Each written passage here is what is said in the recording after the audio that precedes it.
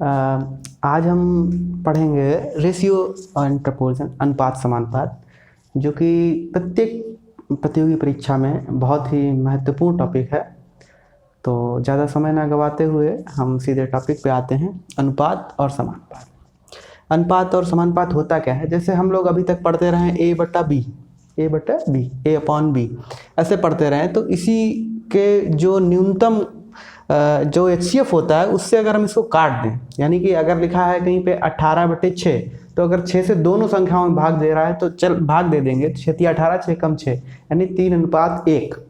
तो ये 3/1 को ही 3:1 बोल सकते हैं। ऐसे A/B को ही A/B बोल सकते हैं। ठीक है, इसको A रेशियो B इस तरह से भी लिख सकते हैं। A/B पढ़ते हैं, लिखते नहीं हैं, पढ़ते हैं A/B।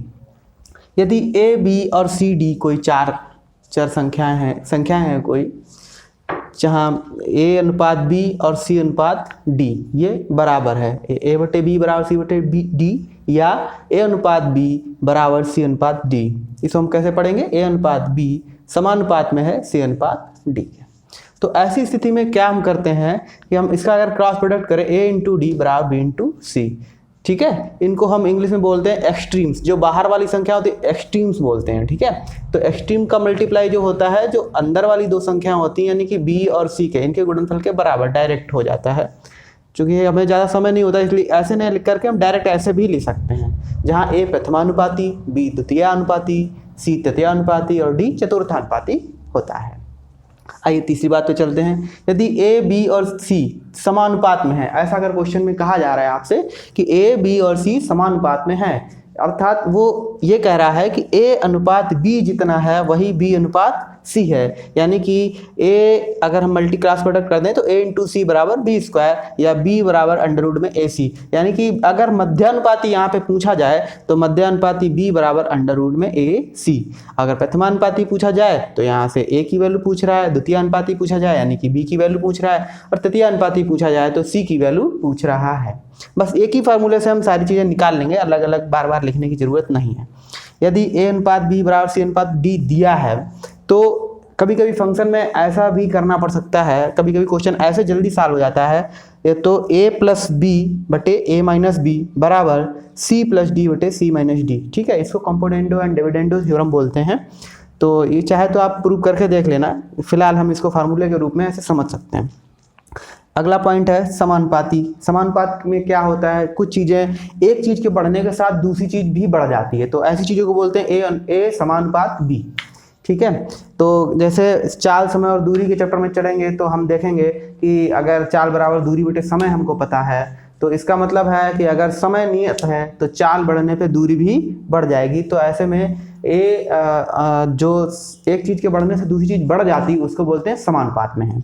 तो समानुपात में है तो ऐसे लिखते हैं A समानुपाती B, और अगर हम ये समानुपाती का निशान हटाते हैं, चिन्ह हटाते हैं, तो A बराबर KB या फिर A/B बराबर K। ये यहाँ से एक चीज़ आपको ध्यान रखनी चाहिए कि जो चीज़ें समानुपात में होती हैं उनका भागफल जो होता है वो नियत होता है, K कांस्टेंट टर्म है यहाँ पे। ऐसे विलोम अनुपात में अगर दो चीज़ें हैं, यानी कि एक के बढ़ने से दूसरी चीज़ घटती है, तो उसको हम इस तरीके से लिखते हैं, यानी A×B और बराबर K। K क्या है यहाँ पे? कांस्टेंट है। अर्थात जब दो चीज़ें विलोम अनुपात में होती हैं तो उनका गुणनफल सदैव नियत रहता है। ये कुछ महत्वपूर्ण बातें हैं। आइए अब जानते हैं कुछ और बातें अनुपात समानुपात चैप्टर से। मिश्र अनुपात क्या होता है? मिश्र अनुपात, यदि कोई 3 अनुपात आपको दे दिए जाएं, और 2 भी दे सकता है, 3 4 भी दे सकता है, और उनका मिश्र अनुपात आपसे पूछा जाए, तो हम सीधे उन अनुपातों का गुणा कर देते हैं एक दूसरे में। अगर A/B, C/D, P/Q ऐसे 3 अनुपात दिए जाए और उनका मिश्र अनुपात पूछा जाए आपसे, तो A/B गुणा C/D गुणा P/Q सीधे लिख देते हैं, और हमें यहाँ से जो भी चीज़ें कट रही होती हैं वो काट देते हैं, बची हुई चीज़ हमारा आंसर हो जाता है। अगला है वर्गानुपात। किसी दिए गए अनुपात का वर्गानुपात पूछा जाए तो सीधे सीधे हम उन संख्याओं के वर्गों का अनुपात निकाल लेते हैं। ऐसे ही घनानुपात भी पूछा जा सकता है, तो उनके घनों के अनुपात को उस अनुपात का घनानुपात कहते हैं। आइए एक क्वेश्चन लेते हैं, बहुत महत्वपूर्ण क्वेश्चन है। इस तरह के क्वेश्चन लगभग हर प्रतियोगी परीक्षा में पूछा जाता है। जैसे A/B दे दिया आपको 3:4, बी अनुपात सी दे दिया 8:9।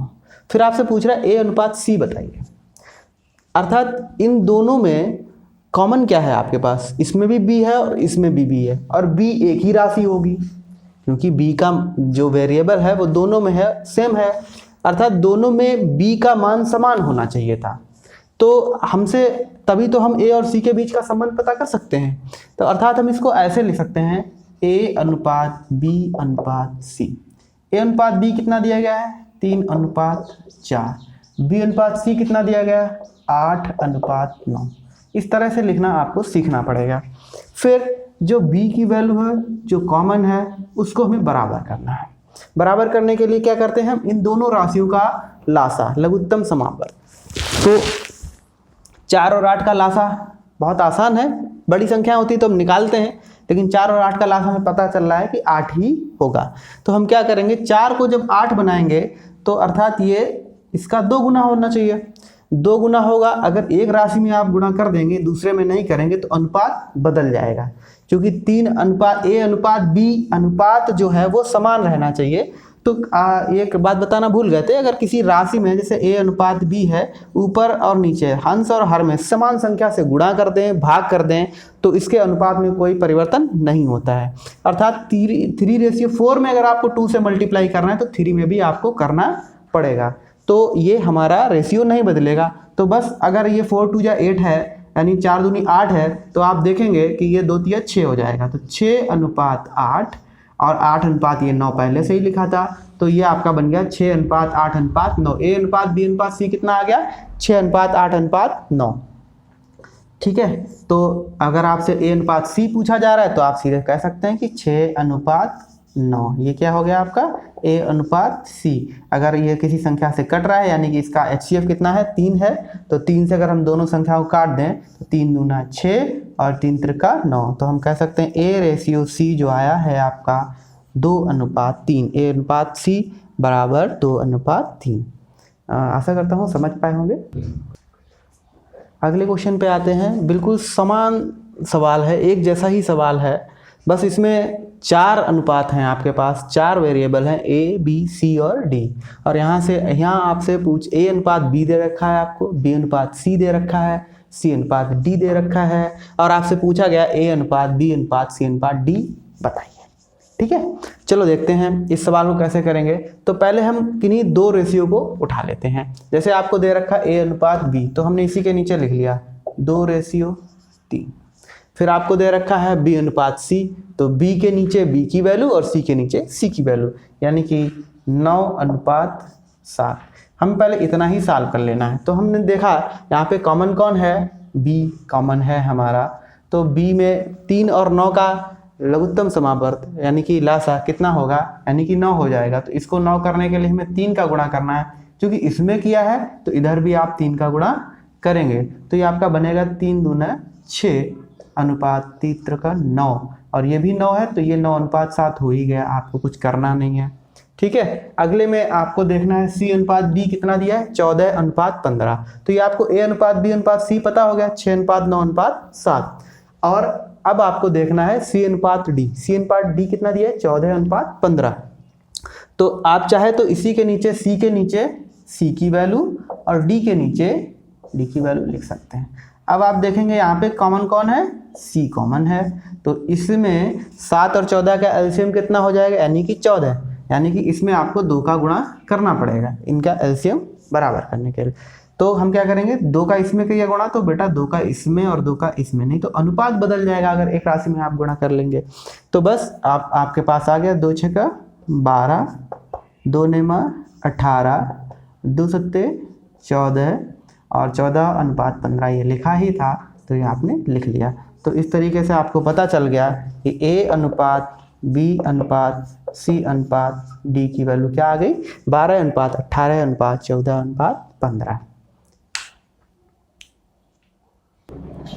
बिल्कुल उसी प्रकार से हम देखते हैं अगला क्वेश्चन। इसमें आपको दे रखा है ए अनुपात बी, ठीक है, बी अनुपात सी, ठीक है, डी अनुपात सी। यहाँ पे जरा आप ध्यान देना, ये लिखा हुआ है आपके पास डी अनुपात सी, न कि सी अनुपात डी। बस यहाँ पे बच्चे गलती कर देते हैं, वो सीधे सीधे ए अनुपात बी, बी अनुपात सी और सी अनुपात डी समझ बैठते हैं, जबकि ऐसा नहीं होता है। तो ये आपको वहाँ पे देखना पड़ेगा, क्योंकि यहाँ पे आपको ए अनुपात बी और बी अनुपात सी अनुपात डी चाहिए, ठीक है ना। दूसरी चीज़ यहाँ पे जैसे ए और बी दोनों ही वैल्यू रेशियो में दे रखा है, यानी कि अगर हम सिर्फ ए अनुपात बी देखें तो हमने बताया था आपको कि आप चाहें तो इनका क्रॉस प्रोडक्ट कर सकते हैं, तो वो भी ए अनुपात बी ही रहेगा, ठीक है। तो हम, और अगर दोनों में कोई चीज़ कॉमन है, यानी कि दोनों के हर में 3 कॉमन दिख रहा है, तो हम इसको 3 से काट भी सकते हैं। 3 त्रिक का 9 और 3 एकम 3। अब बचा ये 2/3 अनुपात 1। अगर 3 को उधर गुणा में ले जाएं, 1 को इधर गुणा में ले जाएं, तो ए अनुपात बी बचा आपके पास 2 एकम 2 और बी कितना बचा 3 एकम 3। तो आपने यहाँ से ए अनुपात बी को आसान भाषा में लिख लिया 2 अनुपात 3।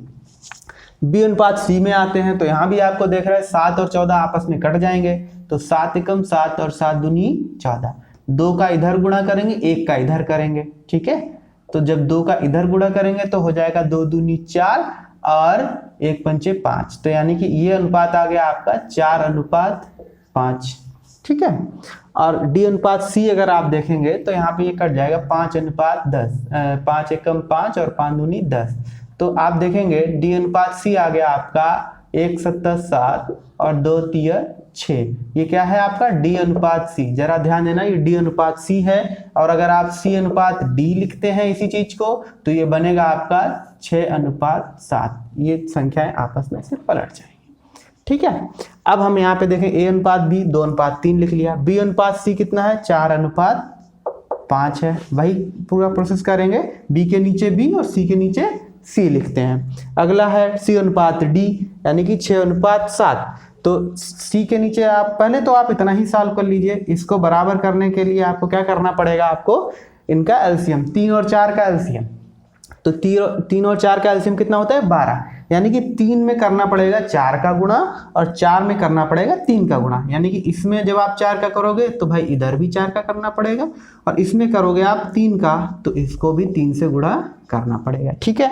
तो यहाँ से आप देखेंगे तो 4 एक का जगह पे 4 दूनी 8 अनुपात 4 तियो 12। यहाँ पे 3 चक्कू 12 है लिखा हुआ है, वही चीज आपको दोबारा तो लिखनी नहीं, बराबरी करना था, तो इसलिए ये फिक्स हो गया 12, ठीक है। अब 5 तियो 15, तो ये हो गया आपका ए अनुपात बी अनुपात सी। क्या हो गया आप समझ रहे होंगे, ए अनुपात बी अनुपात सी आ गया। अब आपको साथ में डी भी चाहिए, तो यानी कॉमन क्या है, सी वैल्यू कॉमन है। 6 की सी की वैल्यू कितनी दे रखी है यहाँ पे 6, तो यहाँ पे सी इसी के साथ में इसी के नीचे 6 लिख लेंगे, और डी के नीचे चला जाएगा आपका 7। तो आप देखेंगे 15 और 6, 15 और 6 का एलसीएम क्या होगा, तो आप देखेंगे अब यहाँ पे आपको जरूरत पड़ेगी 15 और 6 का एलसीएम, यानी कि इनका वह न्यूनतम गुणज, ठीक है ना, लीस्ट कॉमन मल्टीपल जिसको एलसीएम बोलते हैं, एलसीएम लीस्ट कॉमन मल्टीपल, ठीक है।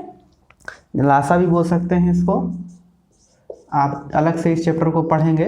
तो 15 और 6 का लासा अभी हम बच्चों वाले तरीके से बताए थे, 6 और 15 ऐसे लिखते हैं, जिससे दोनों में भाग चला जाता है पहले उससे दे लेते हैं। 3 दूना 6 और 3 पच्चे 15। अब कोई भी ऐसी चीज संख्या नहीं बची है जिससे दोनों में भाग चला जाए, तो बस यहीं पर रुक जाएंगे, इनका गुणा कर लेंगे। तो 5 दूनी 10, मतलब 3 गुणा 2 में गुणा 5, 5 10 30, ये इनका हो गया लासा। अलग से पढ़ेंगे इसको, फिलहाल अभी हमने शॉर्ट में बता दिया आपको। तो इनका लासा हो गया 30। तो इसको 30 करने के लिए आपको करना पड़ेगा 2 का गुणा, किसने का 2 का गुणा, और इसको 30 करने के लिए करना पड़ेगा आपको 5 का गुणा, ठीक है। तो 2 का गुणा जब पूरी इस राशि में करेंगे, अनुपात है तो प्रत्येक संख्या में होगा, यानी इसमें भी होगा और इसमें भी होगा। तो ये हो जाएगा 2 8 16, 12 दूनी 24 और 15 दूनी 30। अब ये 5 6 का 30 हो गया बराबर। अब इसमें किया है तो भाई इसमें भी करना पड़ेगा आपको, क्योंकि अनुपात बदल जाएगा नहीं तो फिर ये हो जाएगा 5 7 35। तो आपके पास ये रहा आपका आंसर, ए अनुपात बी अनुपात सी अनुपात डी 16 अनुपात 24 अनुपात 30 अनुपात 35, ठीक है। आशा और इस तरीके से ये कुछ सिर्फ आपको एक तरीके के क्वेश्चन बताए गए हैं इस वीडियो में, और बाकी बहुत सारी चीज़ें अभी रेशियो में हैं। रेशियो से आपके बहुत सारे चैप्टर कंप्लीट हो जाएंगे। आपका परसेंटेज वाला भी रेशियो से ही कवर होता है, और इसके बाद एज रिलेटेड क्वेश्चन होते हैं, वो भी आपके रेशियो से ही हो जाते हैं। आपको कुछ एक्स्ट्रा पढ़ने की जरूरत नहीं। 2-3 चैप्टर अगर आपने रेशियो अच्छे से पढ़ लिया, इसलिए रेशियो जो चैप्टर है आपका कम से कम आपके 7 से 8 क्लास तो लेगा ही। इसमें आपके परसेंटेज भी क्लियर हो जाएगा और आपका एज रिलेटेड भी क्वेश्चन क्लियर हो जाएगा। एलिगेशन भी आ जाता है थोड़ा बहुत, लेकिन फिलहाल अभी हम चैप्टर वाइज पढ़ रहे हैं तो रेशियो आपको बस एक टाइप के क्वेश्चन बताए गए। अगले वीडियो में हम और टाइप के क्वेश्चन डिस्कस करेंगे, तो प्लीज़ हमारा चैनल सब्सक्राइब कर लेना और बेल आइकन दबा लेना, ताकि आपको प्रत्येक दिन कम से कम एक वीडियो मिलती रहेगी और आप अच्छी तैयारी कर पाएंगे।